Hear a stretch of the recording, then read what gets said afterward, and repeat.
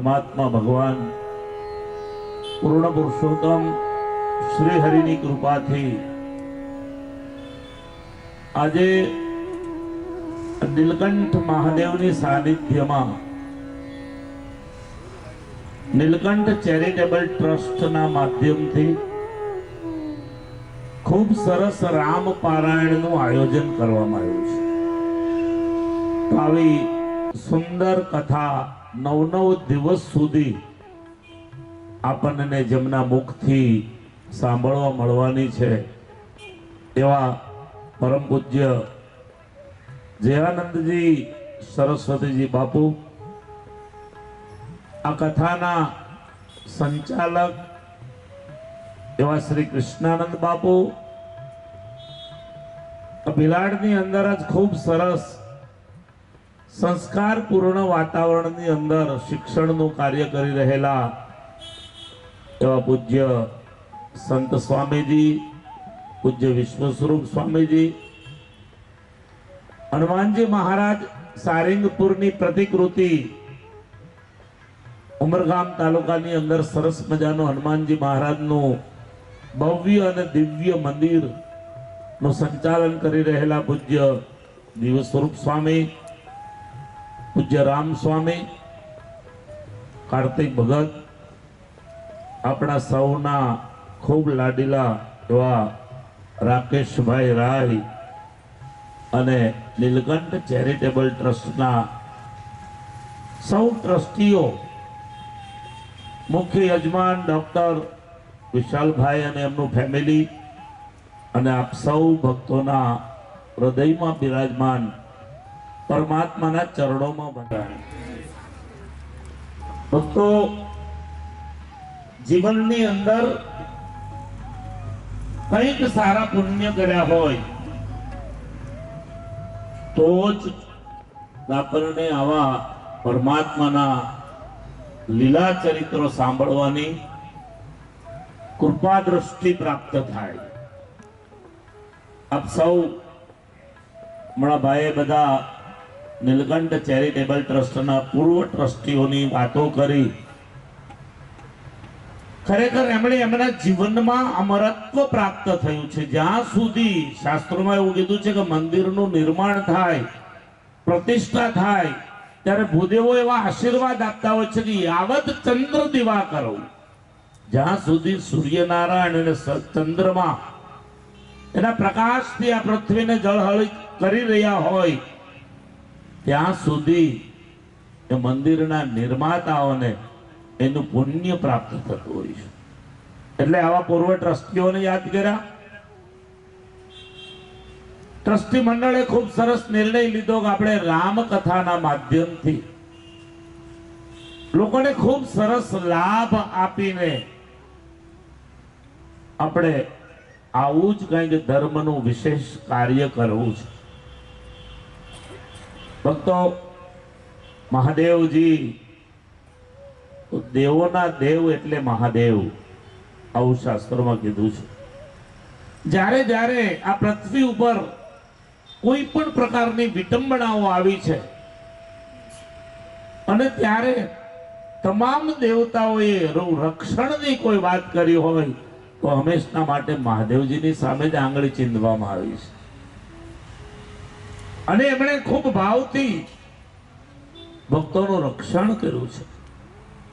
અહીંયા બિરાજમાન નીલકંઠ મહાદેવ મંદિરનો મહિમા શાસ્ત્રોની અંદર ખૂબ બતાવ્યો છે। ભગવાન સ્વામિનારાયણે પણ શિક્ષાપત્રીની અંદર આ વાત કરી કે ભગવાન મંદિરમ સર્વૈ સાયં ગંતવ્યમન્વહમ નામ સંકીર્તનમ કાર્યમ તત્રોશ્ચૈરાધિકાવત।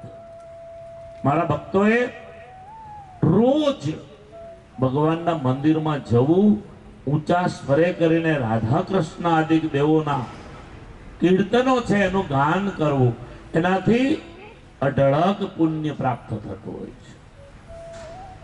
તમે બધા ભાગ્યશાળી એટલા માટે છો કે તમને આવું સુંદર મજાનું નીલકંઠ મહાદેવનું મંદિર પ્રાપ્ત થયું છે। શ્રાવણ માસની અંદર તો મહાદેવજીના મંદિરમાં ભક્તોએ લાઈનમાં ઊભું રહેવું પડતું હોય છે। એટલે મારે એ પણ કેવું છે કે સાથે સાથે કે આપણી ભક્તિ બધી શ્રાવણ મહિનામાં જ છલકાતી હોય છે. દૂધ ન હોય ત્યાંથી લઈ આવીએ, કોથળીનું જેનું મળ્યું એનું, પણ આજ મહાદેવજીનો અભિષેક કરવો છે, પુણ્ય કમાઈ લેવું છે.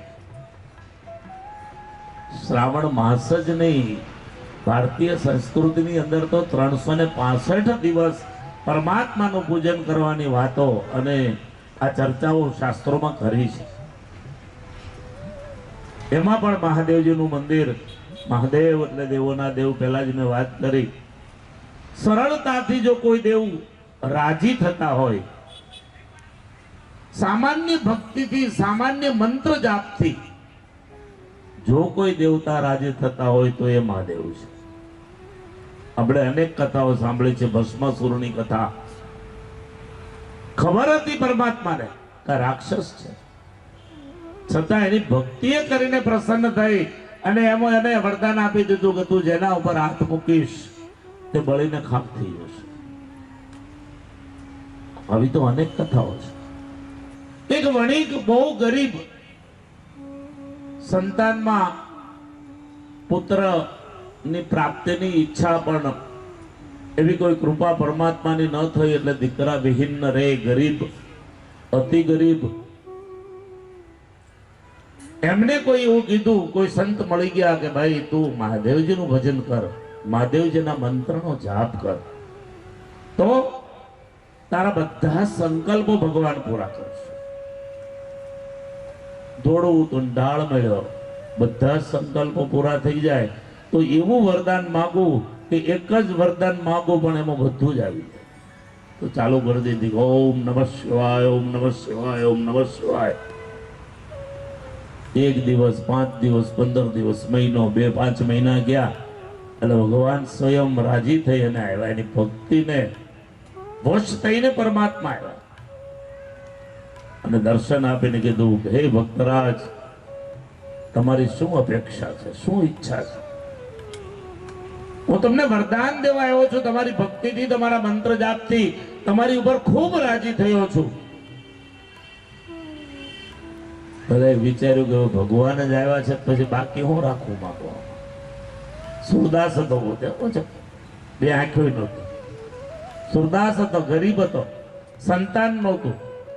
એટલે એને સરસ મજાનું વરદાન માંગ્યું કે હે પ્રભુ, જો તમે મારી ઉપર રાજી થયા હો ને તો હું અહીંયા બેઠો બેઠો 7મા માળની હવેલીમાં 4થા માળ ઉપર મારી વચલા દીકરાની વહુ સોનાની ગોળીમાં છાસ ફેરવતી હોય એવું મને વરદાન આપો. સમજ પડી? અહીં બેઠો બેઠો હું જોઉં એટલે આંખો માગી, સોનાની ગોળીમાં છાસ ફેરવવું એટલે સમૃદ્ધિ માગી લીધી, 7મો માળ, અને વચલા દીકરાની વહુ એટલે 3 દીકરા માગી લીધા. એક જ વરદાન. પણ મારે ભક્તોને એવું કેવું છે કે ભગવાન જો આપણી ઉપર રાજી થાય ને તો ભગવાન ઉપર એ જ માગવું કે અમારા પરિવારની અંદર સંપ, સમૃદ્ધિ, શાંતિ, સત્સંગ એ હંમેશા રહે. અમારા નાના નાના બાળકોની અંદર પણ સનાતન સંસ્કૃતિના સદગુણો એ આવે અને આપણી જે સનાતની પરંપરા છે એ પરંપરા હંમેશા આજીવન અમારા માધ્યમથી, અમારા પરિવારોના માધ્યમથી, અમારા બાળકોના માધ્યમથી અવિરત ચાલુ રહે. આવું ભગવાન પાસે માંગજો. ભગવાન તો રાજી થઈને તમે જે માગશો એમાં આપી દેશે, પણ ભૌતિક સુખ માગશો ને તો એ લાંબુ નહીં ટકે. ત્યારે પેલું પેઢીઓ સુધી સંસ્કારો જો તમે માગી લેશો, સનાતન સંસ્કૃતિના શાસ્ત્રોની વાતોને માંગશો તો એ આજીવન પારંપરિક એટલે પરંપરાઓ સુધી ચાલતું રહેશે. અહીં સરસ મજાનું આયોજન છે. હમણાં જ વાત થતી હતી કે બાજુમાં, મંદિરની બાજુમાં આપણે જે પ્લોટની અંદર બેઠા છે, આ પ્લોટ તો પ્રાઇવેટ છે. કોઈમાં બની શકે કે અહીંયા આ રોડ છે, મોકાનો પ્લોટ છે, એટલે જેમની પણ જમીન હોય એમને ઈચ્છા હોય કે આ પ્લોટમાંથી હું 5 પૈસા કમાવું મકાન બાંધીને, અને જો એ બંધાઈ જાય તો આપણું મંદિર નાનું થઈ જાય. ટ્રસ્ટી મંડળે બહુ દીર્ઘતાપૂર્વક, બુદ્ધિપૂર્વક વિચાર કર્યો કે આપણે ભક્તોને એમાં સેવામાં જોડીએ. જે ભક્તોના ભાગ્યમાં ભગવાને લખ્યું છે ને એ જ આમાં જોડાઈ શકે.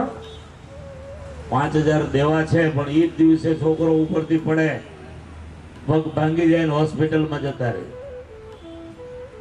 5-25,000 50,000 દેવાની ઈચ્છા થાય અંદરથી, પણ ખરેખર સંકલ્પ દ્રઢ ના હોય તો કોઈ અધિકારી આવીને લઈ જાય. પણ ભગવાનની જેના ઉપર અતિ કૃપા હોય એ જ આમાં 5 પૈસા વાપરી શકે. બધાની તાકાતની વાત નથી. એટલે આવો લાભ જે આયોજકોએ તમને આપ્યો છે એ ખૂબ ઉમદા લાભ છે. આજે મળે, આવતીકાલે ન પણ મળે. એમનો સંકલ્પ હશે પૂર્ણ થઈ જાય પછી એમ કહી દેશે કે હવે જરૂર નથી, તો તમે રહી જશો. અને આ યાવત ચંદ્ર દિવાકરો સુધી મંદિરને બાંધવાનું જે ફળ છે, મંદિરની વ્યવસ્થા કરવાનું જે ફળ છે, એ આપણને જ નથી મળતું, પણ આપણી પેઢીઓ સુધી જેણે પણ 5 પૈસા મંદિરના નિર્માણમાં, મંદિરની સેવામાં, પરમાત્માના થાળમાં આપ્યા હશે ને, એના આજીવન એના બાળકોમાં, એની પરંપરામાં એનું પુણ્ય પ્રાપ્ત થાય, આવું શાસ્ત્રોમાં કીધું છે. બાકી તો રાફડાઓ થઈ ગયા તો કેટલું મોટું પુણ્ય કહેવાય. બાકી સતયુગની વાતો છે, રામાયણમાં લખ્યું છે કે જન્મ જાય મુનિ જતન કરાય, અંત સમય રામ આવત નહીં. અનેક જન્મો સુધી, અનેક વર્ષો સુધી રાફડાઓ થઈ ગયા. આપણા આવા ઇતિહાસો છે ઋષિ મુનિઓ, પણ પરમાત્માના દર્શન, પરમાત્માની સેવાનો લાભ, આવા મંદિરોના નિર્માણ, એમાં સેવા કરવાનો લાભ ઘણીવાર નથી મળતો. એટલે વીજળીના ચમકારે મોતીડા પરવાની વાત જે પાનબે કરી છે ને, એ આના માટે કરી છે. આજે ચાન્સ આવ્યો છે ને, આજે જ લઈ લઉં લાભ એમાં. જો પછી વિચારવા રહીશ, કોઈને પૂછવા રહીશ, તો વિષમ પરિસ્થિતિ આવીને ઊભી રહેશે. કોઈક ના પાડી દેશે, ના નથી દેવા, તો તમને એ લાભ પ્રાપ્ત થતો હશે ને તો પણ જતો રહેશે. એટલે આ બહુ દુર્ઘટ, બહુ સરસ બુદ્ધિશાળીનું આયોજન છે કે ભગવાન શ્રી રામચંદ્રજીના ગુણાનુવાદની કથા, ભક્તિ, સત્સંગ ડાયરો, રાસોત્સવ અને આની સાથે સાથે મંદિર નિર્માણનું કાર્ય. ભગવાન સ્વામિનારાયણે શિવજીને બહુ મહત્વ આપ્યું છે શિક્ષાપત્રીમાં. સ્વામિનારાયણ સંપ્રદાયનો મહાન અને મેન કોઈ ગ્રંથ એટલે શિક્ષાપત્રી. સ્વયં ભગવાન સ્વામિનારાયણ, એમાં શિવજીનું મહત્વ ખૂબ લખ્યું છે. દ્રષ્ટવા શિવાલયાદીની દેવાગારાણી વર્તમની પ્રણમ્યતાની તદ્દેવ દર્શનમ કાર્યમાદરા. ભગવાને એવું કીધું કે મારા આશ્રિતોએ જો રસ્તામાં ચાલતા કોઈ દેવાલય, કોઈ શિવાલય, કોઈ મંદિર એ દેખાઈ જાય તો એ દેવનું દર્શન આદર સાથે કરવું, ભાવ સાથે કરવું. વિષ્ણુ શિવ ગણપતિ પાર્વતી ચ દિવાકર એતા પૂજ્યા દયા માન્ય દેવતા પંચ મામ ગઈ. આ બીજી આજ્ઞા કરી કે મારા ભક્તોએ પંચાયતન દેવની ઉપાસના વિશેષપણે કરીને કરવી. એકાત્મમેવ વિજ્ઞેયમ નારાયણ મહેશયો ઉભયોર બ્રહ્મ રૂપેણ વેદેશુ પ્રતિપાદિતા. આ વાત પણ શિક્ષાપત્રીમાં ભગવાને કીધી કે શિવજી અને નારાયણનું એકાત્મપણું જાણો.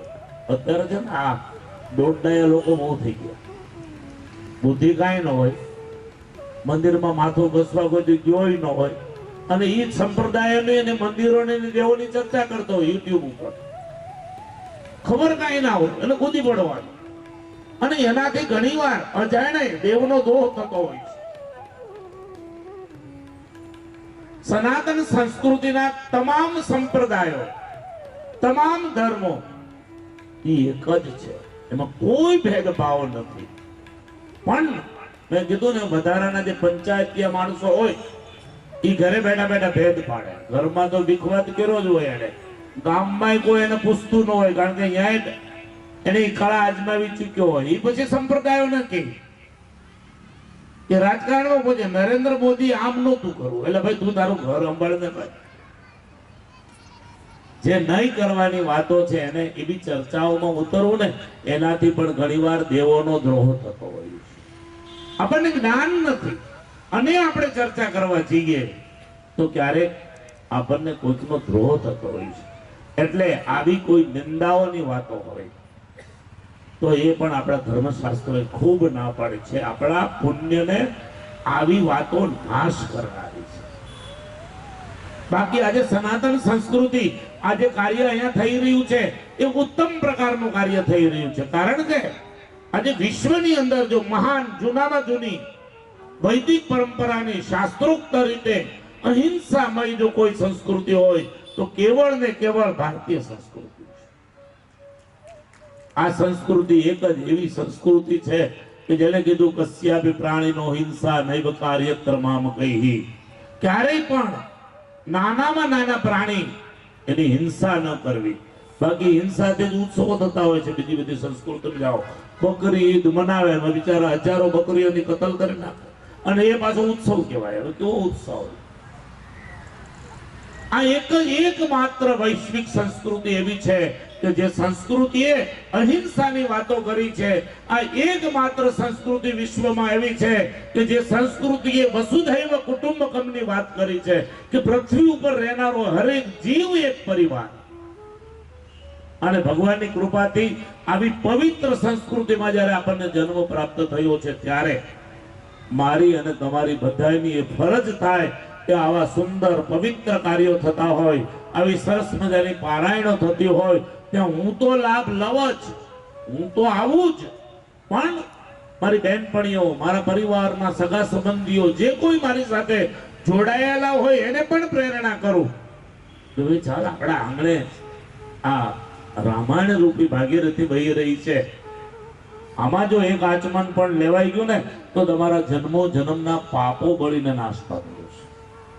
એટલે સૌ ભક્તોને હું વિનંતી કરું છું, કરબદ્ધ પ્રાર્થના કરું છું કે પરમાત્માએ જો આપણને ધન આપ્યું હોય તો આવા પવિત્ર કાર્યોની અંદર ધન વાપરજો. અને આવા પવિત્ર કાર્યોની અંદર જો આપણું ધન વપરાશે ને તો અન્ય રસ્તે, એટલે માંદગીઓ ઘરમાં નહીં આવે, એટલે માંદગીમાં ધન નહીં જાય.